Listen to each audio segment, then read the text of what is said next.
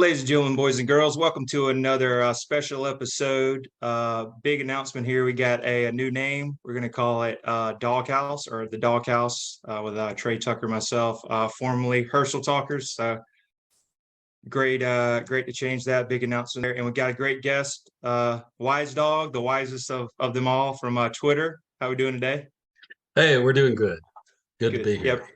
I really appreciate we'll call him Wise Dog, coming on today. He was telling me a little bit earlier that he graduated. Was it? I know you started being a Georgia fan in the late '70s. Is that correct?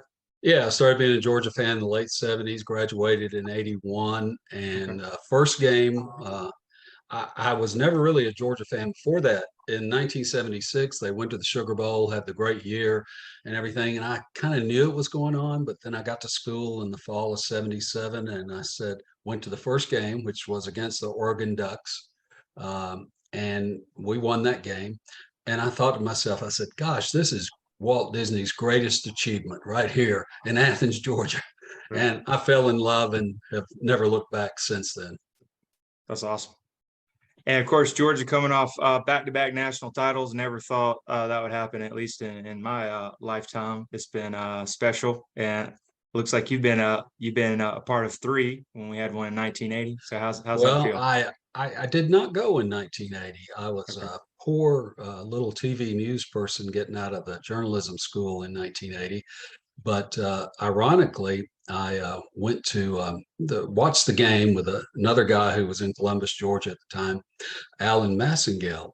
And Alan went on to be a news reporter for ESPN, and he went on to California. He recently passed away from cancer, sorry to say, but he and I scraped together. We were so poor, we couldn't go to the game. We scraped together quarters to buy a six-pack of beer. And so Al and I enjoyed watching the game together in Columbus, Georgia, but we didn't get to go. Now I went the next year and the next when we lost Penn State, and I'll remember that, but didn't go. Did not go to the 21 game because my wife got put in the hospital, so my sons went.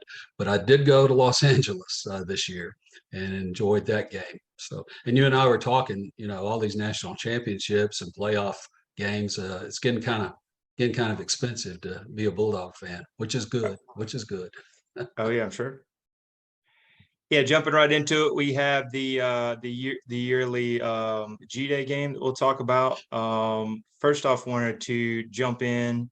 What's your thoughts on the quarterback situation? I know that's a very big topic, and from what you read, and who do you think we'll be going with? And also, next question is, what's your thoughts on Mike Bobo as the new OC? I know he's a familiar name of the program. So what's your thoughts on that? Well, first off, on the quarterback situation, I think it's Carson Beck's to lose.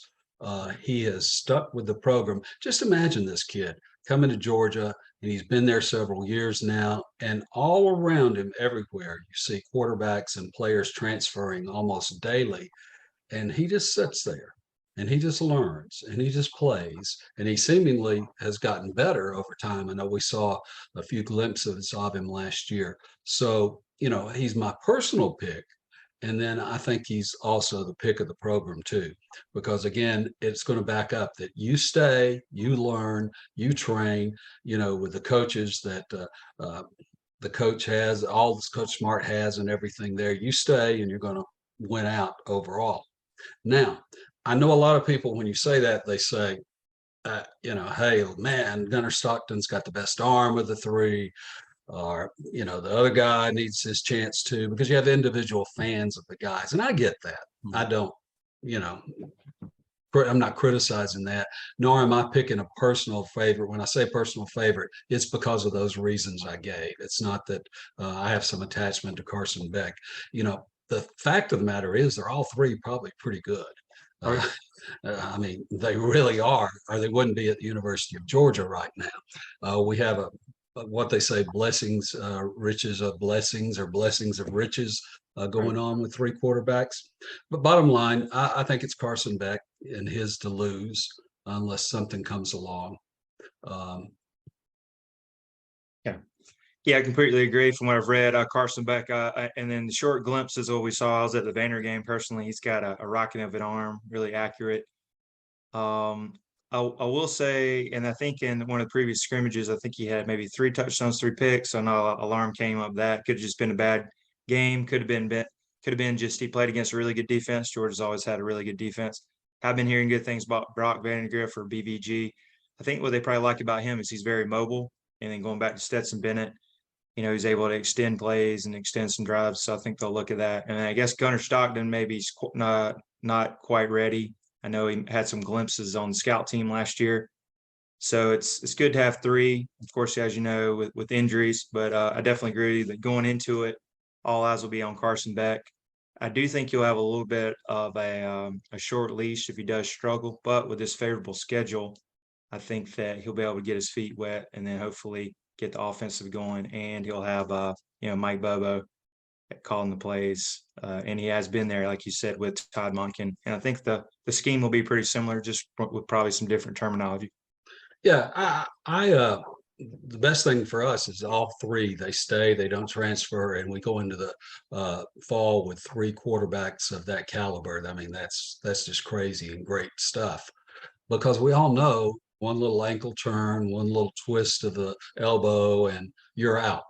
And I think they know that too, though. I mean, if they look at history and know what happened to Stetson coming in for JT and many, many things like that, I think they know that too. And I think hopefully two of the three will stick around. Hopefully all three, but for sure we need two of the three to stick around and go into fall with.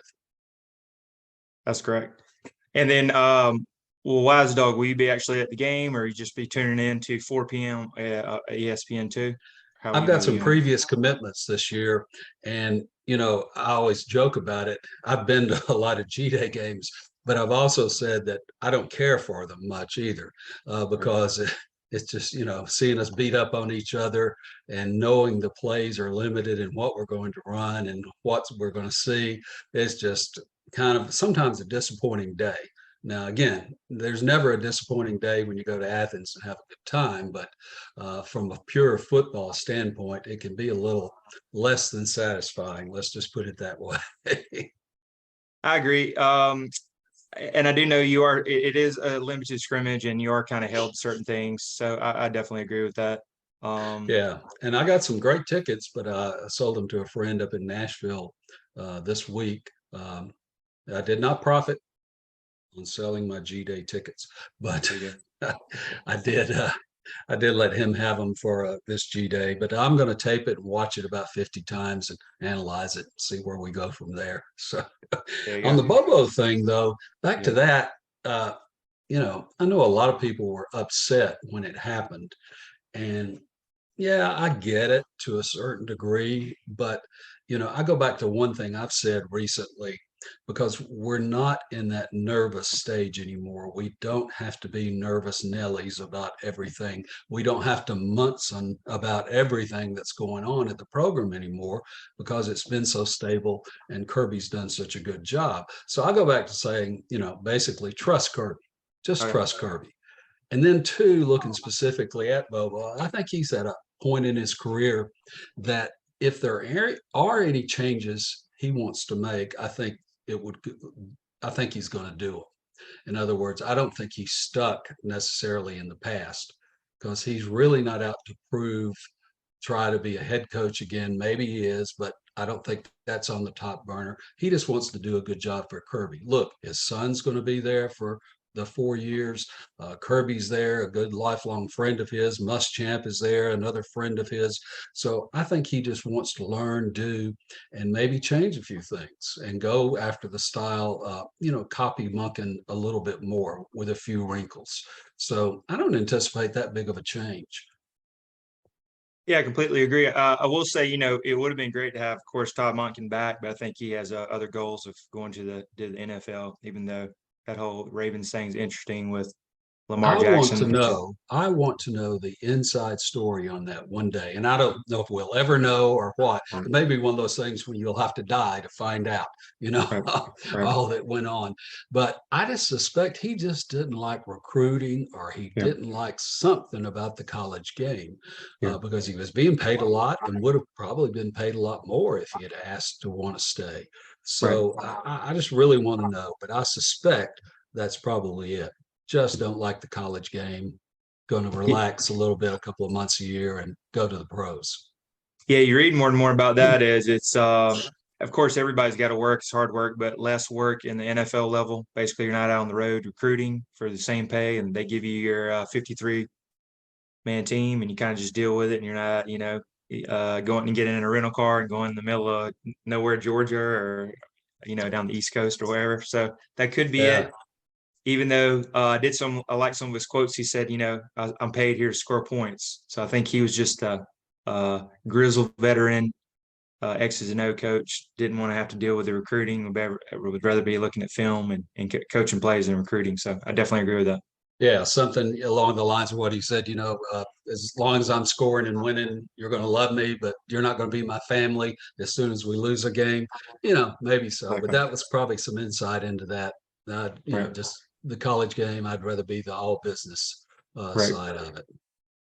I will say back to the on the Boba thing personally. I was just hoping maybe Kirby might open it up and just look around at some other people, just maybe do some interviews. But I know Bobo is right there, and I did have the gut feeling that if Todd Monken didn't come back, it would go right into him.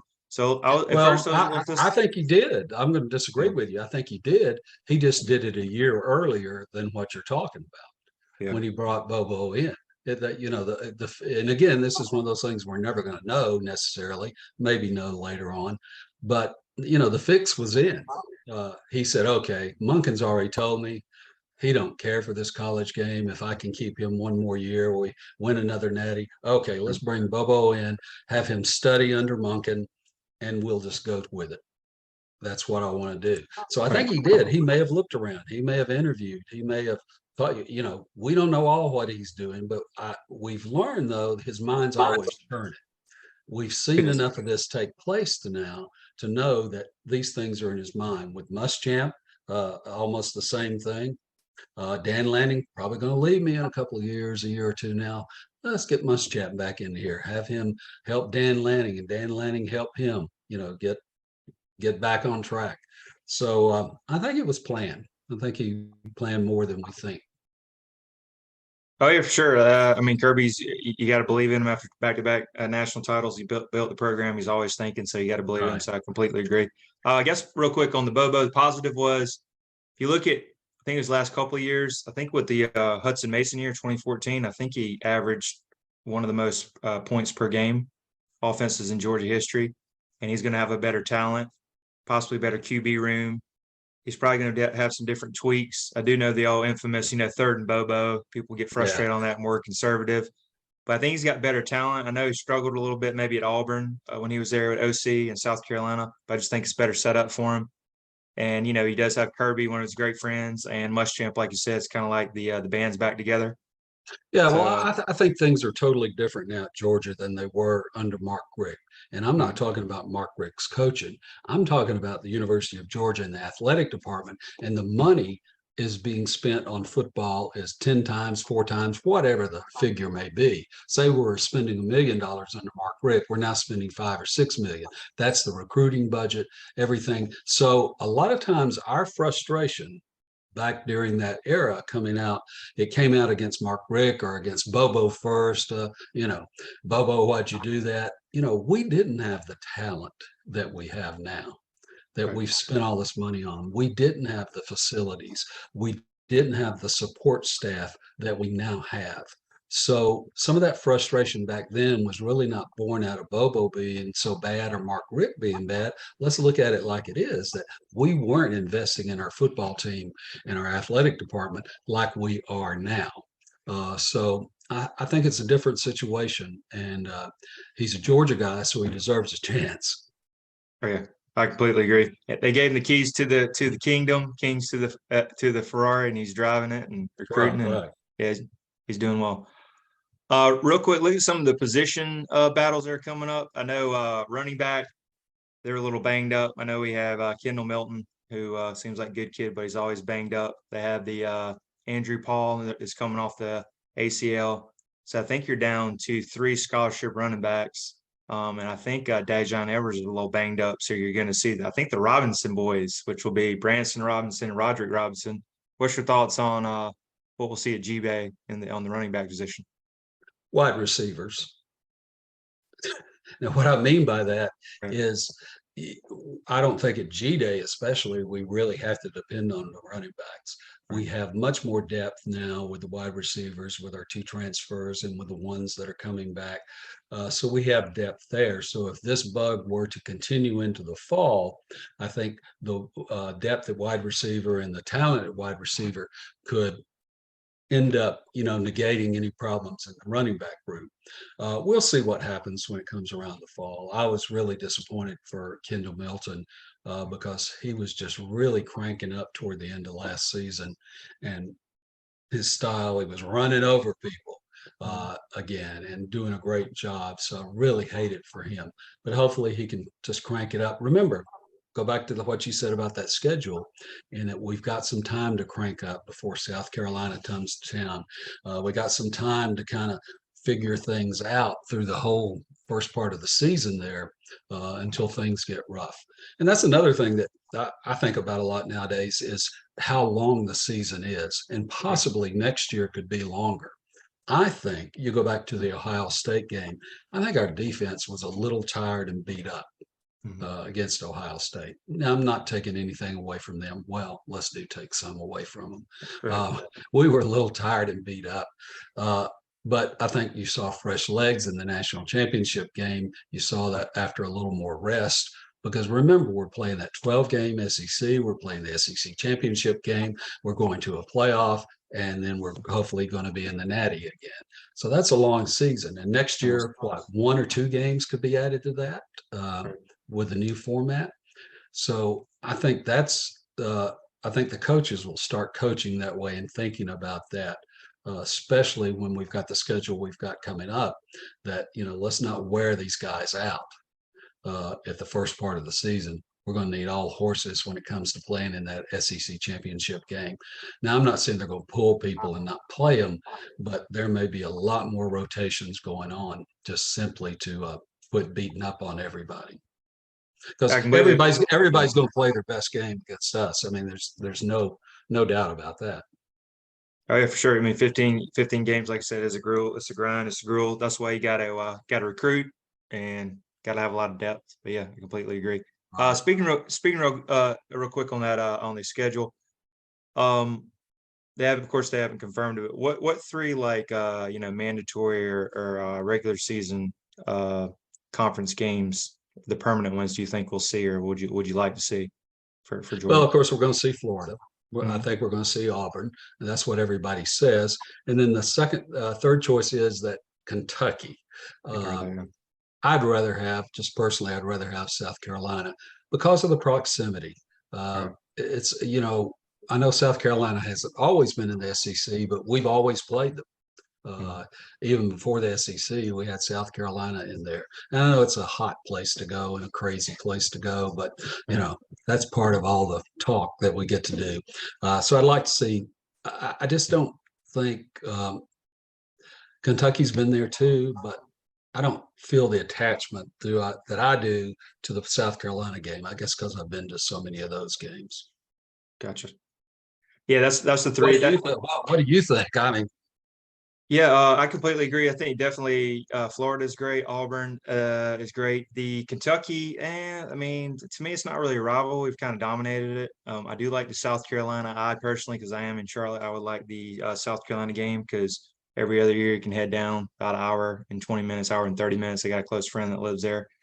So I would like the South Carolina, so I'm with you. But the Kentucky just seems further away. It's not really a rivalry. They're competitive, but we've kind of owned them. So yeah. Now, the flip side of that coin is that South Carolina, by not having us, they don't get to recruit based on that.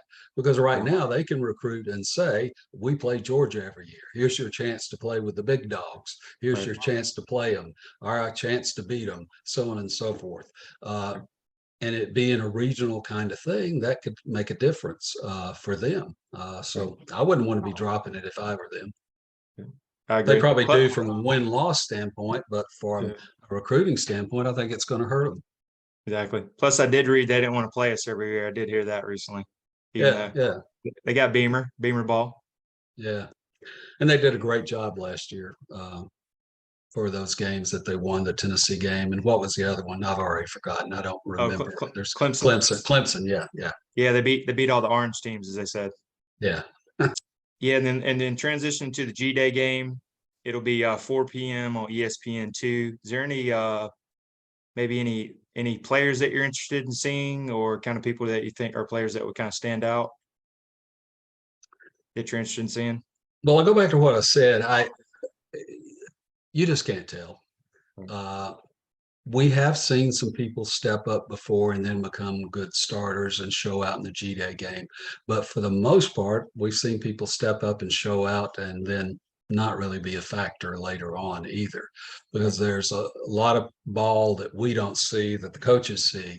And then there's, of course, them starting into the fall camp and the other people coming in and all. But I think I would be interested in going to take a look at the new linebackers, because uh, we've had such success there. Are these new guys all they're written up to be? And I think they are. I think they are. Yeah, I completely agree. I'm interested in that. Of course, the quarterback's going to be great. I think the wideouts, possibly Dominique Levitt and Ra Thompson, and some of the wideouts will be great to see. Arian Smith, hopefully, he can stay healthy. All those guys. I just think this might be, if they stay healthy, one of the best or the deepest wide receiver rooms. Yeah, and I wonder, and there's been a lot of talk about this, and I'm not sure they're going to reveal their hand to us much on this in G Day, but the 12, 13 personnel kind of thing where we're running either one or two tight ends. The speculation is we'll go back to more one tight end with Brock Bowers, and not do since we don't have the big guy anymore, we won't be going back to the 13, the two tight end set. So kind of looking at that and seeing what we do with that. Right. I did also hear on the tight end room, Lawson Lucky, true freshman's kind of standing out a little bit. Of course, Bowers is in there. You got Oscar Delp. So yeah, they'll be loaded on that end. So yeah, it should be interesting. Yeah, and I see that's kind of selling Delp and Lucky short by saying, "Oh, we're just going to go back to running one tight end sets," and I see the speculation on that because we now have a heavier rotation in the receiver room and those two new transfers over there. But somebody said that Delp has really put on a lot of poundage and a lot of muscle, so you never know. That's just going to be another one of those interesting things to watch. Right. Exactly. Be exciting to see. Saturday, 4 p.m. ESPN2. If everybody wants to check it out. Actually, the only other team that actually is getting televised is Colorado. I'm sure the Deion Sanders effect on major networks. I thought that was impressive. Well, that's another thing I started saying. Sometimes I'd rather wish it wasn't televised, but it becomes kind of a show. They have the reporters, remember, on the field trying to follow Kirby, and then he'll stop and talk to them. And but that's good. Again, though, flip side of the coin is here we are, one of the only major colleges being presented G-Day game, and that's a big advertising, 3-hour advertising for the University of Georgia. Come play here, and all those undecided folks can take a look in. So there's always good and bad side to a lot of these college football issues. It is. Really excited to look forward to it. Real quick to our sponsor of the show, Viva Tequila, seltzer.com. If you ever want to check it out on the golf course, great for the tailgate, great for a party. 0 sugar, 0 carbs. Viva can be enjoyed whenever. Live long, live well, live it up. Elderberry, huckleberry, grapefruit, and then the newer, I think it's watermelon. My personal favorite, I do like the elderberry. And for promo code is Hustle20 for 20% off. Yeah, again, that's Hustle20 for 20% off. VivaTequilaSeltzer.com. Also on Instagram at Viva, Live It Up, or Viva Up. That's Viva Tequila, seltzer.com. We really appreciate them as a sponsor. Yeah, Yeah, I'll have to give that a try there you because I go. tell people, I don't dance. People will go to a wedding or something. I said, I just don't dance. And then in parentheses, it has, unless he drinks tequila. So, There you go. Tequila does the things a lot of people, good and bad. So oh, yeah, yeah. it does. So yeah, we really appreciate them as a sponsor. Yeah, one other thing I did want to mention is I know we got the draft coming up. All eyes will be on, of course, Jalen Carter. But the one I wanted to ask you about is what round or where do you think that Stetson Bennett? I think his popularity has risen in his draft stock. I know he had a little off the field issue right after the national title game, but I think the combine really helped it out. What's your thoughts on Bennett in the draft? Yeah, I think he's helped himself a lot with the combine and the things he's done since he had an incident or two there at the end of the season. But let me go back to that for a second. It goes back to what I said. That was a long season. It was a long 2 years of being under the microscope at the University of Georgia and all those national championship games. So I thought he just needed to blow off a little steam, and I think he's back on track. And as you said, done well. And I don't think, though, what round he goes in maybe is as important as where he goes. Hmm. Who needs a quarterback, or who has a tenuous situation at quarterback where they have one quarterback and they really need a strong backup in case that one gets hurt. Where would he be in a quarterback room like that? A lot of people have mentioned Monken going to the Ravens, Yep. and so that's a possibility. If he really likes Stetson, would he push to get him? So we're going to find out a lot, but where he goes and where he fits. And I don't follow the NFL enough to know that I can name the teams I'd like to see him go to. Right. But I think that'll be the factor. Yeah, I do. I think most recently Todd McShay and some of those other guys, Mel Kiper, I've been hearing maybe even up to top four in the fourth round, fourth, fifth round. And Wow. I did hear that originally, right when I said is, I mean, I'll admit I didn't like the kid, like the kid at first. Everybody criticized him, and I was like, this kid will never play in the NFL. But I will say, hey, build a statue. Glad to have him. I ate my words. But yeah, I think him being 25, almost 26 by then, he's a veteran. He's mobile. I know he's on the shorter side, but got pretty fair arm, strong arm, maybe even better, stronger than Will Levis when they're saying. I Yeah. think if he, I don't know, maybe Ravens have a third or fourth round pick. You would have him coming in. He knows the playbook here. Knows Monken, so that might be a steal. Lamar Jackson is still there. There, who knows? They're going to re-sign him. So I mean, he might be a sneaky, top fourth or fifth round pick, which is great, and it'll be great for recruiting, great for the program. Yeah, and great for him Oh yeah, because no matter what happens, though, to me, he's right up there with Herschel now in the oh names yeah, of University of Georgia legends. Uh, yes. and I mean, how do you not make him? And if we don't build a dang statue of him, I'm going to go over Exactly. there with a rock and start chiseling it out myself. There you But go. come I, on. I, I appreciate it. Yeah, I really. I wonder about that too. All right, real quick, since you did say that, who would be? This can be college. I mean, this can be coaches or players. Who would be your Mount Rushmore Oh, for coaches are Georgia? players. Or if you could, Well, anybody that made a difference, I guess.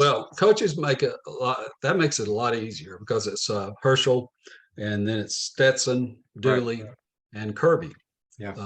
I mean, that's pretty easy right there to rip off. Now, when you get four Yes. players, I think it gets a little more complicated than that. Then you get into who you think your personal favorites are. I don't know. Maybe somebody would argue with us on Herschel and Stetson. I don't know, but Right. we've had a lot of great players. I know we got Pollock has been mentioned when people bring that up Okay. for that third slot. Maybe we go back to the older days, even before my time with Sinkwich, people like that. That gets tough, naming only four players. It does, yeah. I might go in that just maybe stat wise. I know Aaron Murray was great with stats. Get David Green did really well. If you go quarterback, I guess there's Charlie Trippy. That's way before, but some of those names. Yeah, I Yeah. definitely agree with your Mount Rushmore. That's who I always said as well. Well, Mount Rushmore has four on it. Georgia, though, we'd have to outdo it. Maybe we could put 6 on There you it go. or something. They've talked about changing Stone Mountain. That would be a good place to put it right there. And we could have the laser show, and we could Senate's Tech and Tennessee fans and Auburn fans to go watch the laser show on the new Mount Georgia at Stone Mountain. So Right. that's There it taking is. it beyond. Okay. Well, Wise Dog, I really appreciate it. Any social media that anybody can follow you on? I know you have a great following on Twitter. Anything else or Well, anywhere I else? do have my Instagram account reads Twitter famous, Instagram poor. So please go to Wiser Dog or Wise Dog at Instagram and follow there. I need some followers over there, but it's not too exciting. The other, yeah, come on over. We're about it. I think we're just short of 16,000 or 17,000 followers on Twitter. And, it all started kind of as a joke. And then I became where I kind of liked it. And I like telling jokes on there, and I can't ever predict what people are going to react to.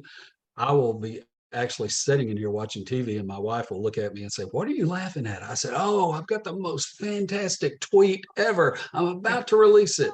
And I release it, and 24 hours later, it has 2 likes. Other times, now this happens more often than not, I'll be about to hit send on something. I'll say, "That sucks. That really sucks. I better not send it. Oh, what the heck? I'll send it." And then it'll blow up and it'll have 1,000 likes or something like that. So you just never know. But I try to do the funny stuff. I try to portray my loyalty to the University of Georgia. And then every once in a while, stick in there something serious, because until people know how much you care, they're not going to care how much you know. So I try to put something serious in there every once in a while too. Right. That's great. Well, yeah, I really appreciate your time today, Wise Dog, and everybody giving him a Enjoyed it. follow on Twitter. And then hopefully we'll have another more podcast coming up at the newly named Dawg House, the Dawg House Podcast. Really appreciate it. I'll report from some away game somewhere for you and appear live. There you go. And For so, sure. and so, There you go. yes. We'll have to do that. Okay. Thank you. Awesome. I appreciate it. Thanks, Wise Dog. You're welcome. That's the Dawg House, and we're out.